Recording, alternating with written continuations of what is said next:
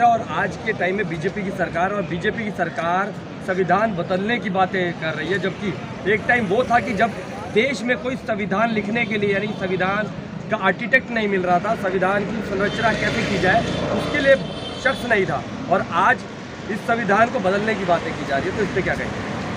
देखिए, ये संविधान बदलने की बात वही कर रहे हैं जिनके बाप दादाओं में संविधान लिखने की ताकत नहीं थी, क्षमता नहीं थी। तो जिनसे संविधान की एक लाइन भी, एक आर्टिकल भी, एक भी अनुच्छेद तैयार नहीं करा गया, वो आज कहते हैं कि संविधान बदलेंगे। और संविधान बदलने की बात किस टाइप के लोग करते हैं? जो कभी 8वीं पास नहीं करके आए, जिन्होंने कभी संविधान को पढ़ा नहीं, संविधान को जाना नहीं, वो लोग संविधान बदलने की बात करते हैं। क्योंकि संविधान बदलने से जिस तरह की ये सिनेरियो फैलाया जाता है वो ऊपर से आता है। वो लोग जो पहले मनुविधान में विश्वास करते थे वो आज संविधान से नफरत करते हैं, क्योंकि मनुविधान 4 वर्णों के आधारित एक कानून को लागू करता है जिसमें करोड़ों लोगों के लिए न समानता का अधिकार है, न जीवन की सुरक्षा है और न ही शिक्षा का अधिकार है। संविधान सबकी सुरक्षा की बात करता है। संविधान उन नालायकों की भी सुरक्षा की बात करता है जो संविधान को बदलने की बात करते हैं। यही संविधान की खूबी है कि संविधान भेदभाव नहीं करता। लेकिन आप कह रहे हैं कि संविधान भेदभाव नहीं करता, संविधान में सबकी सुरक्षा बात करता है, लेकिन संविधान को बदलने के लिए संविधान दूसरा तैयार हो गया, तो इस संविधान में कुछ कमी है या उस संविधान में कुछ कमी है?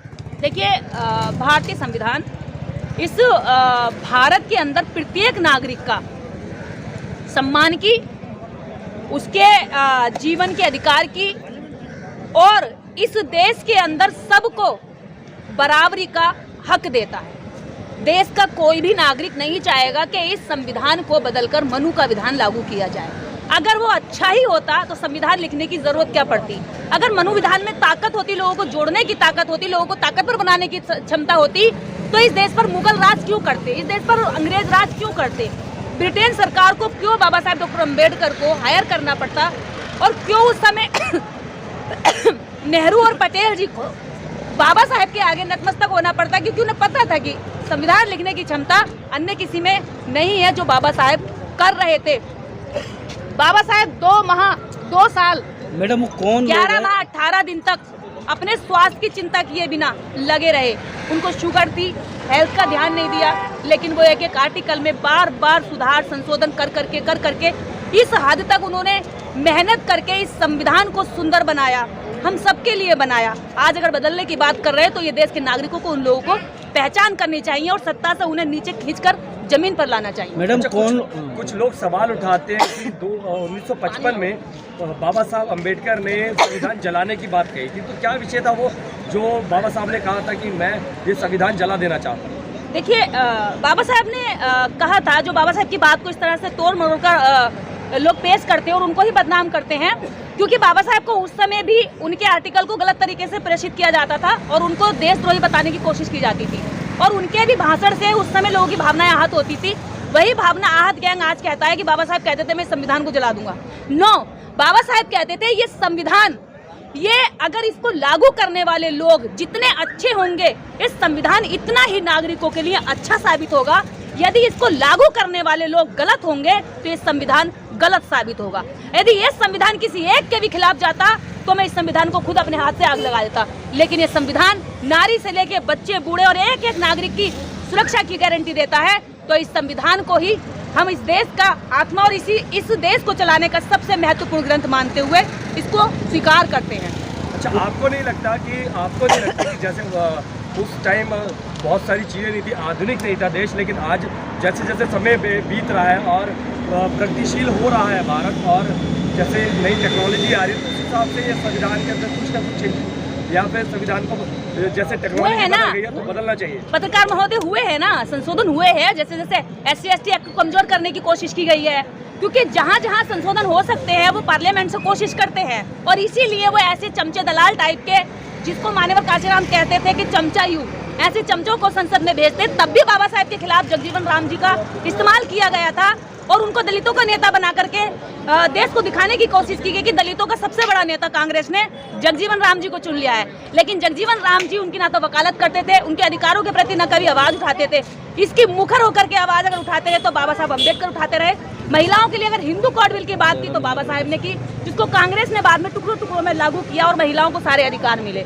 यदि इस देश के अंदर यहाँ पर एक भी नारी सुरक्षित है तो इसका एहसान किसी भी बड़े या किसी भी दैवीय शक्ति का नहीं है। इसका सबसे बड़ा अगर हमारे ऊपर उपकार है, आज मैं इस सूट बूट में खड़ी हूँ, आज मेरे मुंह में जुबान है, आज मैं बोल रही हूँ, मैं स्वतंत्र हूँ, फ्रीडम है मुझे, इस सड़क पर बोल रही हूँ, तो ये किसी भी शक्ति का या किसी भी राजनीतिक पार्टी का या किसी भी मनोविधान का यह साया नहीं है, उनकी दया दृष्टि नहीं है। ये बाबा साहेब डॉक्टर अंबेडकर की ताकत और उनके संविधान का दिया हुआ बल है मुझे कि आज मैं बोल रही हूँ। और बाबा साहेब डॉक्टर अंबेडकर इस देश के नहीं, इस दुनिया के लिए सिंबल ऑफ नॉलेज का खिताब उनको मिल चुका है। लेकिन भारत के लोग हमेशा से ज्ञान की उपेक्षा करते हैं, क्योंकि भारत में मूर्खों की जो संख्या है, जो उपज है, बहुत आसानी से हो जाती है, क्योंकि उनकी खुद की बुद्धि से वो काम लेना ज्यादा मुश्किल समझते हैं और जो मीडिया है और जो फिल्म है उससे चलाए गए प्रोपेगेंडा को ज्यादा आसान समझते हैं। उन्हें लगता है कि इसी पर चल पड़ो, क्योंकि जिधर भीड़ चल रही है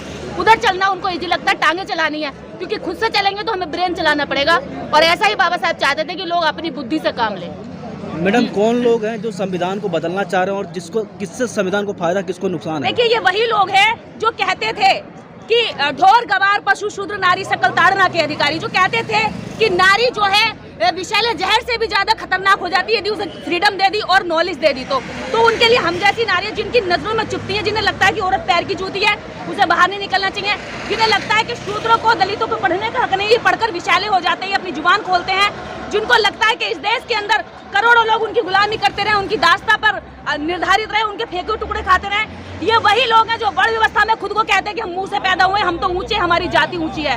तो जो लोग जन्म के आधार पर खुद को ऊंचा बताते हैं, आज उन लोगों को कर्म के आधार पर आज चपरासी की भी नौकरी करनी पड़ रही है। जो बाबूजी बाबूजी पांव लोगों का हमेशा सम्मान और घमंड जीते थे, आज वो चपरासी की भी नौकरी कर रहे हैं। आज दलित का बेटा IAS बन रहा है, आज अनुसूचित जनजाति का बेटा जो है IPS बन रहा है और प्रधानमंत्री बन रहा है। ये संविधान की ताकत है, ये मनोविधान की नहीं। आप जिन लोगों पर आरोप लगा रही हैं और उनके जो प्रधान है, जो उनका संचालन कर रहे हैं, वो नारी बेटी बचाओ बेटी पढ़ाओ का नारा देते हैं और महिला शक्तिकरण का नारा देते हैं, और आप ऐसे संगीन आरोप लगा रही हैं। बेटी पढ़ाओ बेटी बचाओ जैसे नारे देने से सुरक्षा नहीं होती है।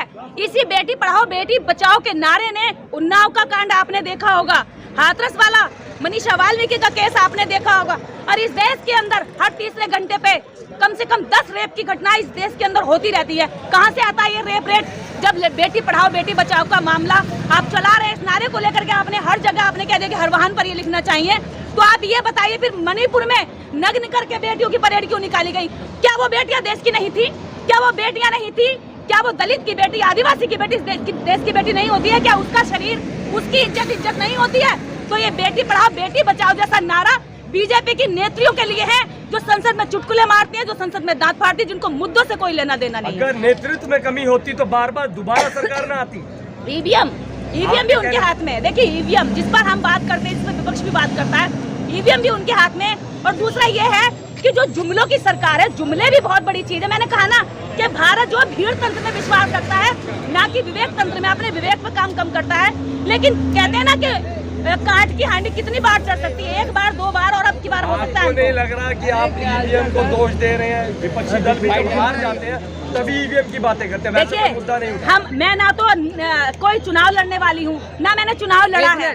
मैं स्वतंत्र नागरिक के नाते इस बात को कह रही हूँ, अगर ऐसा है तो इस पर जांच होनी चाहिए। जहाँ से ईवीएम बनी वो तो सरकार है, वो तो देश उसको एक्सेप्ट नहीं कर रहा है, वो तो बीबी उस पे पेट पर चुनाव करा रहा, तो हमारा भारत क्यों नहीं करा सकता? आज मेरा एक सवाल है कि यहाँ पर SC ST के लोग संविधान यात्रा में आए हैं, लेकिन अभी भी OBC जो अपने तो हिंदू बताकर ही क्यों बचे हुए हैं? देखिए, संविधान की यात्रा में आज आप यहाँ देखेंगे, अगर आप लोगों से बात कहते हैं कि हम कास्टिज्म नहीं है भारत में, यहाँ जज तक की नियुक्ति कास्ट देख के होती है, यहाँ थाने में FIR कास्ट देखकर होती है, यहाँ शादियां कास्ट देखकर होती हैं, यहाँ किराए पे मकान देने से पहले जाति पूछी जाती है, कौन जात के हो भाई, यहाँ पानी पिलाने से पहले जात पूछी जाती है। और इस भारत के अंदर आज संविधान दिवस मनाने के लिए भी आप देखेंगे कि स्पेशल जात के लोग यहाँ पर हैं।